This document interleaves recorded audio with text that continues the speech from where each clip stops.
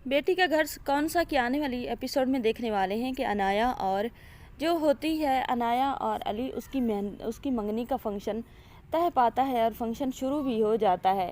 वहाँ हर कोई मौजूद होता है, कुछ औरतें भी आई होती हैं जैसे कि फंक्शन में सभी लोग शिरकत करते हैं और जहाँ आरा बेगम की जो होती हैं जाने वाली वो वहाँ पर मौजूद होती हैं। जहाँ आरा बेगम वारे न्यारे हो रही होती है अनाया के और बाकी लोग भी अनाया के वारे न्यारे हो रहे होते हैं, तारीफ़ों के पुल बांधे जा रहे होते हैं कि जोड़ी बहुत अच्छी लग रही है। लेकिन अभी मंगनी का फंक्शन हुआ नहीं होता, अभी सिर्फ बात पक्की होती है और दोनों को इकट्ठा बिठाया जाता है। अली जो होता है उसका दिमाग तो बहुत ज़्यादा ख़राब हो रहा होता है ये सारी बातें सुनकर।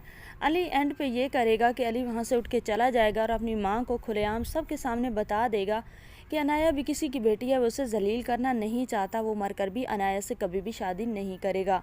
अनाया और उसकी माँ जब ये बात सुनेंगी तो अनाया की माँ तो बहुत ज़्यादा गुस्सा करेगी जहाँ आरा बेगम पर। उसे कहेगी कि अगर बेटे पर होल्ड नहीं था तो मेरी बेटी को जलील करने का क्या मतलब था। जहाँ आरा बेगम, आप तो बहुत अच्छी बनती थी, आप तो कहती थी कि आपने बहुत आला तरबियत की है अपनी औलाद की, फिर आपकी यही तरबियत थी कि आपका बेटा मौके से ही उठ के चला गया और उसने मौके पर सबको सुना दी खरी खरी।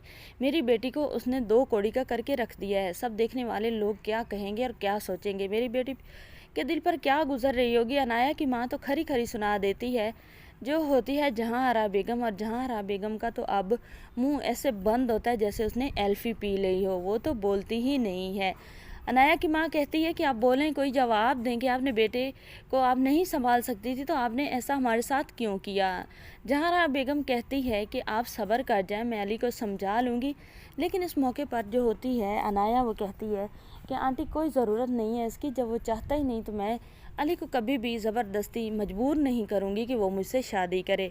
अनाया की माँ जो होती है अनाया को साइड पे ले जाती है और उसे कहती है कि इतना अच्छा रिश्ता है और तुम हाथ से निकाल रही हो, तुम्हारे नखरे नहीं ख़त्म हो रहे कि तुम अली को मजबूर नहीं करोगी, ये वो तुम्हें यहीं पर शादी करना होगी और ये अली तुमसे शादी करेगा। क्यों नहीं करेगा, मेरी बेटी को इस तरह वो मौके पर सबके सामने रिजेक्ट नहीं कर सकता।